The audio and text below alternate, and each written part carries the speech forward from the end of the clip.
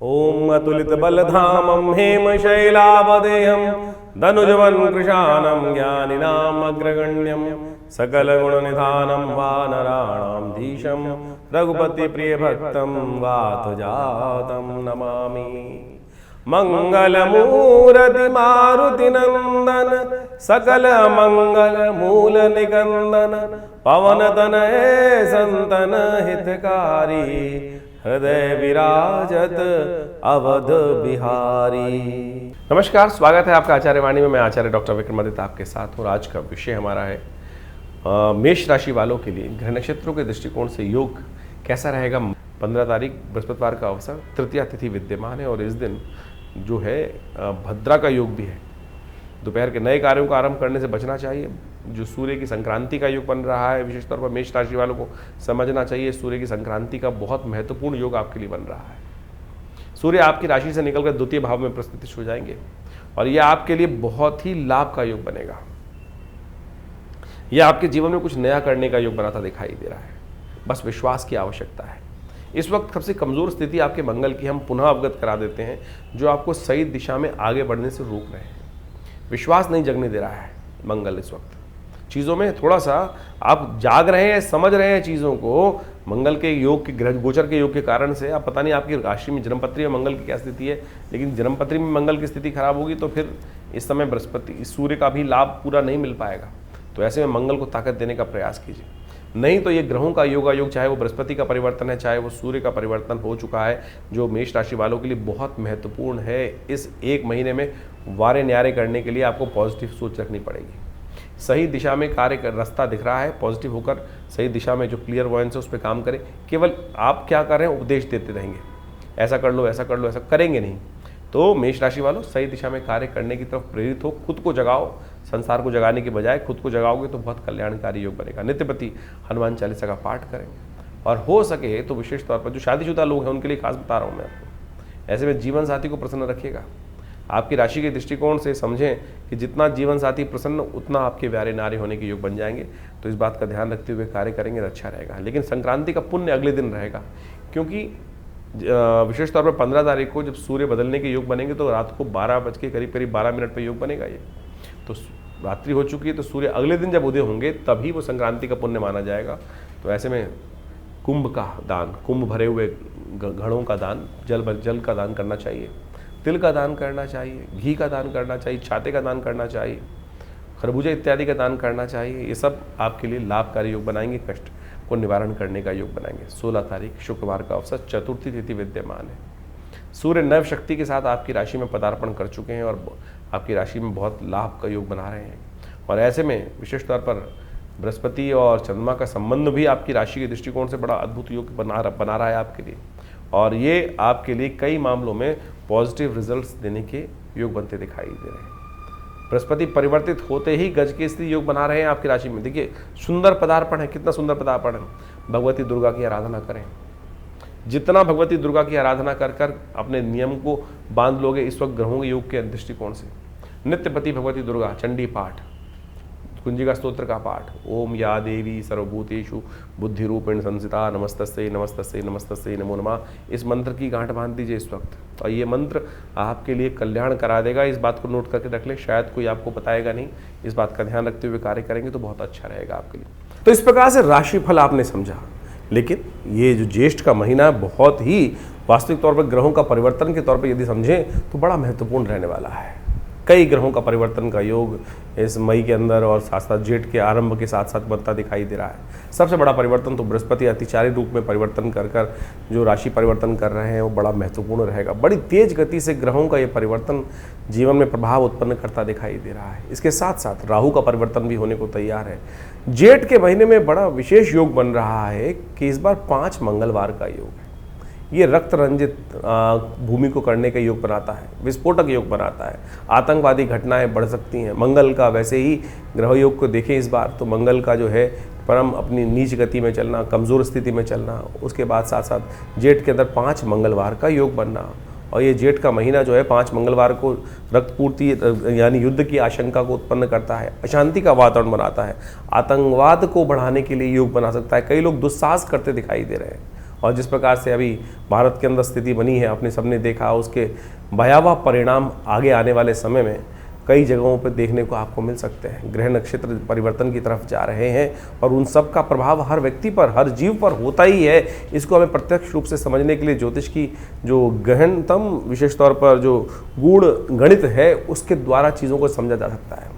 समय कभी भी ऐसा नहीं हो सकता कि एक जैसा ही समय हर एक के लिए निकले।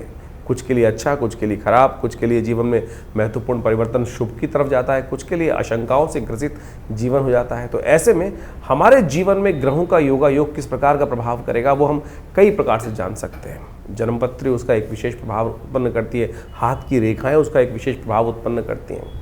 इसके साथ साथ ग्रहों की गणना भी यदि हम देखें तो बहुत महत्वपूर्ण प्रभाव दिखाती है। लेकिन कई बार क्या होता है कि हम लोग यहाँ पर जो सोशल मीडिया आज की तारीख में अपने चैनल के माध्यम से आपके समक्ष उपस्थित होते हैं, वहाँ पर राशि के अनुसार से जाते हैं। देखिए, राशि का कॉन्सेप्ट भी ऐसा है कि लोगों को बहुत सारा अज्ञानता के साथ समस्या उत्पन्न कर देता है।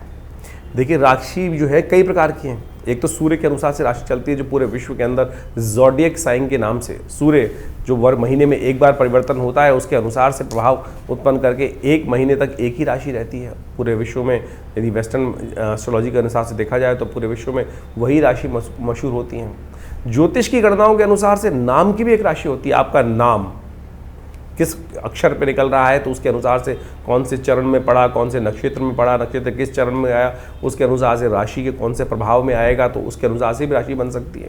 फिर आपकी चंद्र राशि, आपकी चंद्र जो जहाँ पर आपकी कुंडली के अंदर चंद्रमा विराजमान है, उसके अनुसार से भी एक राशि होती है।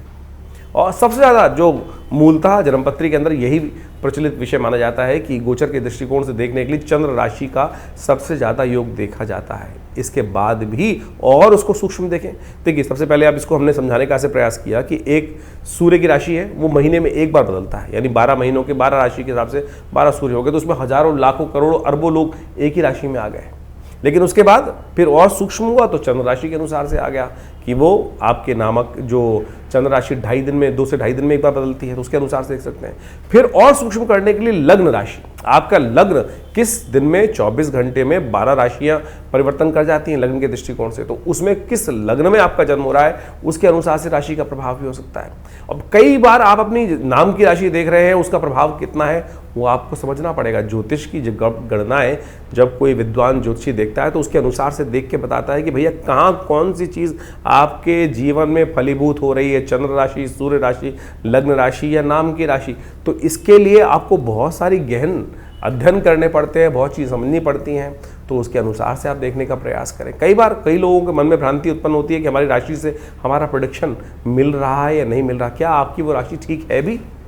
तो उसके लिए सही रूप से जानने का प्रयास तो करें। हम यहाँ पर अपने इस प्लेटफॉर्म पर, इस स्थान के माध्यम से आपके समक्ष चंद्र राशि के माध्यम से और लग्न राशि के माध्यम से चीज़ों को वृहद रूप से बताने का प्रयास करते हैं। उसको आप देखेंगे तो आपके जीवन में महत्वपूर्ण परिवर्तन का योग आप स्वयं बना सकते हैं। इसके बाद भी आपकी दशाएं, अंतर दशाएं, वो सब भी बहुत बड़ा एक जो प्रभाव है वो जीवन में उत्पन्न करने का योग बनाती हैं।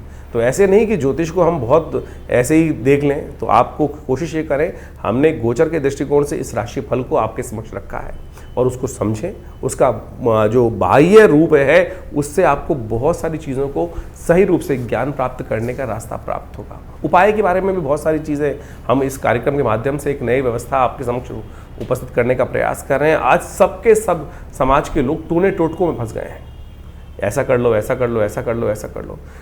शास्त्र के दृष्टिकोण से यदि पौराणिक मत के अनुसार से देखा जाए तो हमारी हर तिथि का एक विशेष त्यौहार, विशेष उत्सव के रूप में जो शास्त्र में वर्णन कथाओं के माध्यम से मिलता है वो हमें समझना चाहिए। और वो तिथि वार योग के अनुसार से, ग्रह योग के दृष्टिकोण से हमारे ऋषि मुनियों की अद्भुत खोज है और उन्होंने कथाओं के माध्यम से उसका वर्णन हमारे विभिन्न ग्रंथों में, पुराण इत्यादि में समय समय पर, जगह जगह पर करने का सुंदर प्रयास किया है।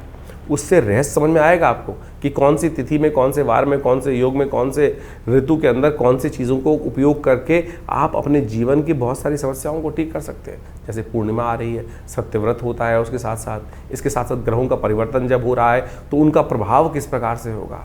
तो उन चीज़ों को यदि शुद्ध रूप से आप समझेंगे तो देखिएगा महत्वपूर्ण परिवर्तन आप स्वयं प्राप्त कर सकते हैं। ज्योतिष कोई ऐसा साधारण विषय नहीं है कि बहुत आसानी से जितना ज़्यादा गहन उसके अंदर उतरेंगे उतनी ज़्यादा सूक्ष्म चीज़ें आपको समझने को मिलती दिखाई देंगी। आपको भी स्वयं आश्चर्यचकित होने के प्रभाव बनेंगे कि कैसे इस ज्योतिष विज्ञान के माध्यम से वो योग आपके जीवन में एज इट इज़ फलीभूत होते हैं।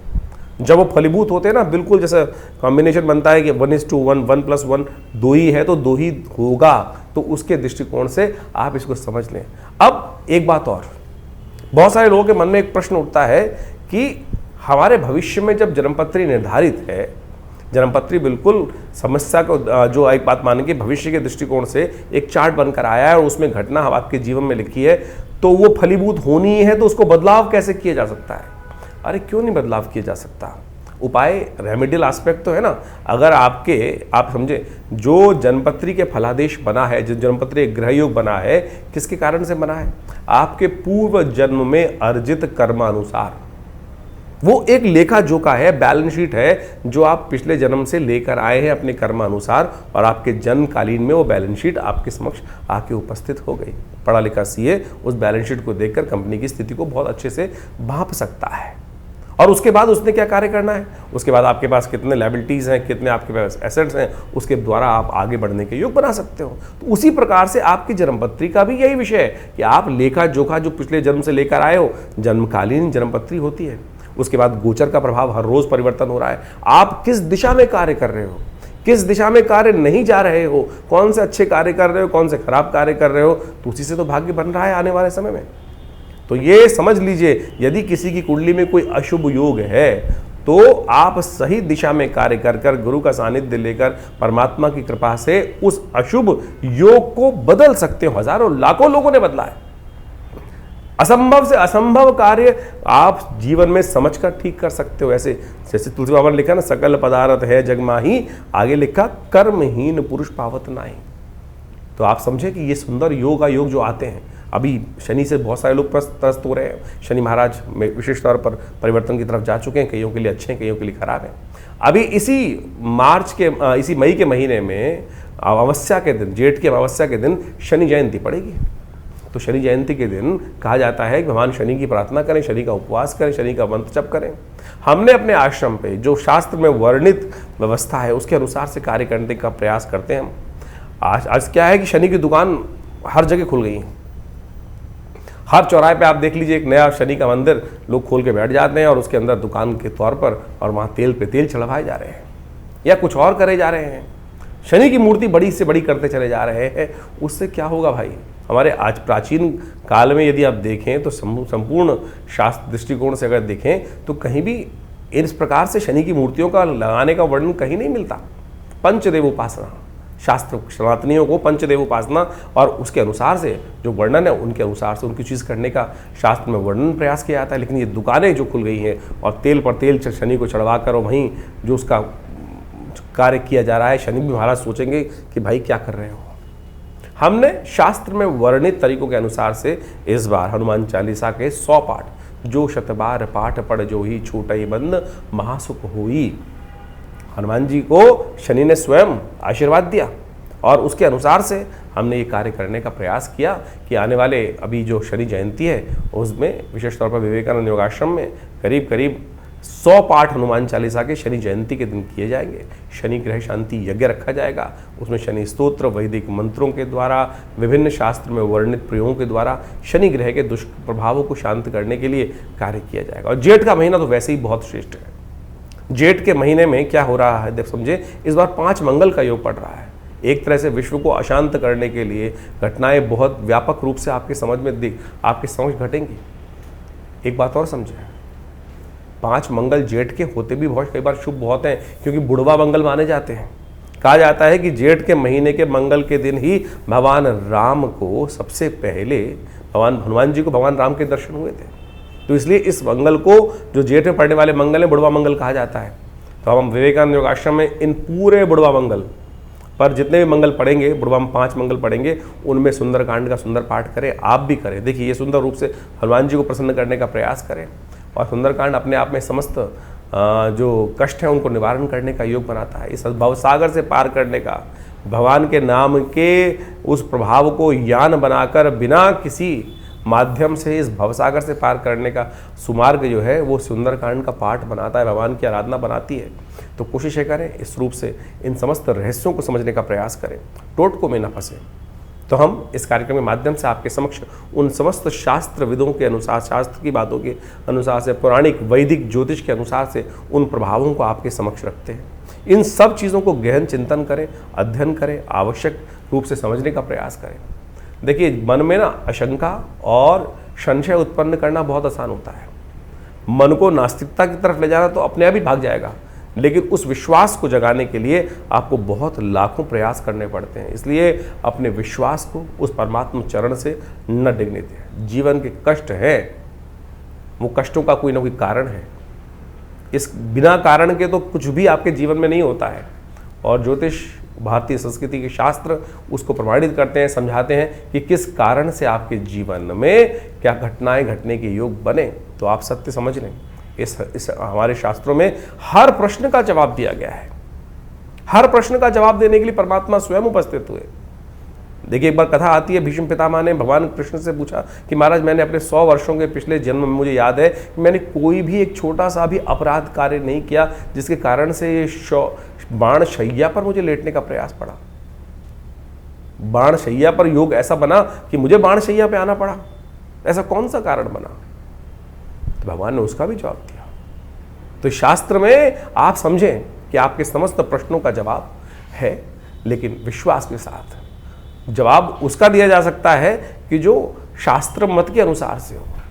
तो इसलिए व्यंग्यात्मक तौर पे जो प्रश्न उत्पन्न होते हैं तो उनका तो कोई जवाब नहीं है। तो इसलिए आप शास्त्र के दृष्टिकोण से इन समस्त विवेचनाओं को जो हमने ग्रह गणनाओं के आपके समक्ष उपस्थित किए उन सबको समझें। आपका ज्योतिष विज्ञान, भारतीय संस्कृति का ज्योतिष विज्ञान अनादिकाल से भगवान की प्रेरणा से उत्पन्न किया गया है और हम सबके कल्याण के लिए उत्पन्न किया गया है। उन सब के सुंदर रहस्यों को हम समझकर अपने जीवन में सुख की तरफ, कल्याण की तरफ, परमात्मा के चरणों की तरफ अपने आप को उद्धृत करने का, आगे बढ़ाने का प्रयास करेंगे तो बहुत शुभ होगा, कल्याण के योग बनाना दिखाई देगा।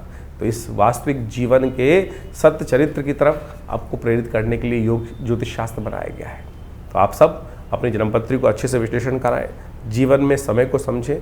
बड़े भाग्य मानुष्य तन पावा, ये भाग्य से मनुष्य तन प्राप्त किया है, ऐसे ही मत गवाइए इसको कि कुछ नहीं होता। क्योंकि कई लोग परेशान होकर कई बार कहते हैं अरे सब बकवास है, कुछ नहीं होता। अरे बिल्कुल, इस संसार में कुछ भी बकवास नहीं है। इस संसार को परमात्मा ने रचा है तो किसी कारण से रचा है। आए थे हरि भजन को ओटन लगे कपास। इसलिए हम अपने उस मंतव्य को भूल चुके हैं, उस कारण को भूल चुके हैं। तो हम अपने आपके जीवन में जो भी प्रश्न उठ रहे हैं चिंता ना करें। आप हमारे आश्रम पर रविवार को एक आश्रम में जनरल प्रोग्राम करते हैं हम लोग, और उसमें सब लोग आकर बैठ सकते हैं। कोई फीस नहीं चार्ज की जाती है।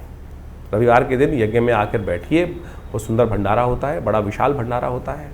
नित्य प्रति करीब पिछले 50-40 सालों से आश्रम पर यज्ञ की व्यवस्था है। 8 घंटे नित्य प्रति माँ भगवती के सानिध्य में दुर्गा जी का जो शिवविग्रह 1947 में पाकिस्तान से लाया गया, वो आज हमारे आश्रम पे प्रतिष्ठित है।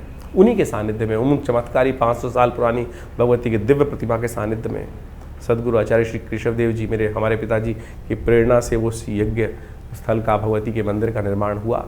और महाभगवती के सानिध्य में आज विभिन्न भारतीय शोध का विज्ञानों के ऊपर शोध किए जाते हैं, चाहे वो मंत्र विज्ञान है, चाहे वो यज्ञ विज्ञान है, चाहे वो भारत का योग विज्ञान है, चाहे आयुर्विज्ञान है। और पूरा बड़ा संस्थान आश्रम की तरफ से निर्माण किया गया है। करीब करीब 50 से 60 पुस्तकें जो भारतीय संस्कृति पराविज्ञान के ऊपर, पराविज्ञान के रहस्यों को वर्णित करती हैं, वो हमारे आश्रम के द्वारा प्रकाशित की गई हैं।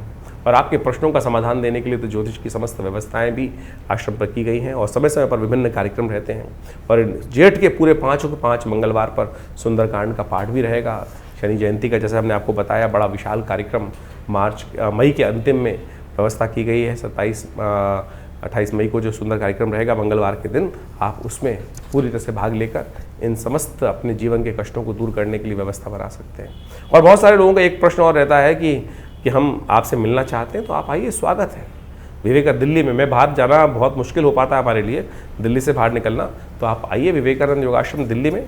और महीने के पहले रविवार के दिन महीने के पहले रविवार के दिन एक व्यवस्था हमने विशेष तौर पर करी हुई है कि जिनके भी कोई प्रश्न का समाधान चाहते हैं तो विवेकानंद योगाश्रम में सुबह 8 बजे से लेकर सुबह 11 बजे के बीच में आप उस यज्ञ कार्यक्रम में आकर हमसे प्रत्यक्ष रूप से मिल सकते हैं, सानिध्य प्राप्त कर सकते हैं और जो भी प्रश्न होगा उसका छोटा मोटा जवाब जो भी होगा वो आश्रम की तरफ से उस समागम के अंदर व्यवस्था दी जाती है। कोई फीस नहीं चार्ज की जाती। तो आप सब आइए और उस दिन तो कम से कम एक दिन रविवार के दिन रखा हुआ है इन समस्त व्यवस्थाओं के लिए, आप उस सुविधा का लाभ ले सकते हैं। हाँ, बाकी दिन आपकी पर्सनल अपॉइंटमेंट्स भी लेकर आप अपने पर्सनल कंसल्टेशंस को प्राप्त कर सकते हैं। उसके लिए नंबर्स फ़ोन पे स्क्रीन पे चल रहे हैं। आप अपने नाम से बहुत सारे कष्ट होते हैं जीवन में, कभी कोई स्वास्थ्य की संबंधी समस्या है, महामृत्युंजय मंत्र है, विभिन्न कोई कष्ट हो गया है, किसी ने कोई तांत्रिक प्रयोग हो गए हैं, कुछ और हो गए हैं, किसी प्रकार के कष्ट चल रहे हैं या विभिन्न उत्सव है, लोग अपने जीवन में महालक्ष्मी के यज्ञ कराना चाहते हैं, भगवत शत्रुओं को शमन करने के लिए बगलामुखी इत्यादि, महाकाली इत्यादि के यज्ञ कराना चाहते हैं, या कोई बहुत सारे जीवन में कष्ट चल रहे हैं उनके निवृत्ति के लिए बहुत सारे और यज्ञ इत्यादि बहुत सारे प्रोसेस जो शास्त्र में वर्णित हैं उन सब की व्यवस्था रहती है। आप अपनी समस्त समस्याओं का समाधान के लिए, प्रश्नों के समाधान के लिए फ़ोन नंबर्स जो दिए उन पर व्हाट्सएप के माध्यम से जानकारी प्राप्त कर सकते हैं। आश्रम से जुड़ें। धन्यवाद।